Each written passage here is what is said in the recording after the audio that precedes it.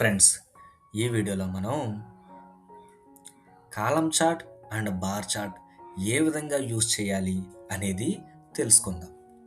ఇక్కడ column chart and bar chart use చేయడానికి ఇక్కడ పద్మ, రాజు, రాకేష్, రవి, వంశీ వీళ్ళు ఎంతెంత ఖర్చు పెట్టారు అనేది మనకు తెలుస్తుంది కదా.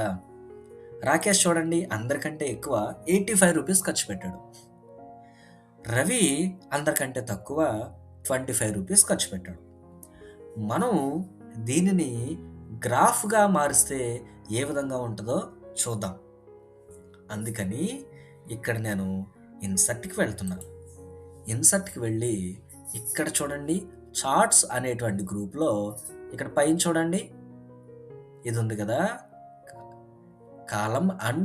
Column or bar chart. ఇక్కడ క్లిక్ చేసి ఇక్కడ ఫస్ట్ వన్ ఉంది కదా! దీనిని సెలెక్ట్ చేసుకున్నాను.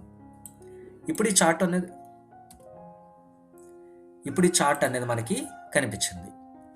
రాకేష్‌కి పెద్ద కాలమ్ వచ్చింది కదా! మిగిలిన వాళ్ళకి వాళ్ళు ఖర్చు పెట్టినది తగిన విధంగా మనకి కాలమ్స్ అనేవి వచ్చాయి. అయితే ఆ నంబర్ మనకి తెలియాలి. ఎంత ఖర్చు పెట్టారో తెలియాలి అంటే ఇక్కడ ప్లస్ ఉంది కదా! అక్కడికి వెళ్ళి డేటా లేబుల్స్ అని ఉంది కదా! అక్కడ క్లిక్ చేయాలి.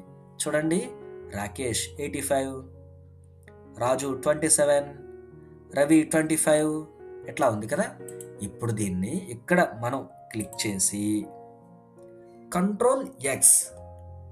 కంట్రోల్ ఎక్స్ అంటే ఏంటి?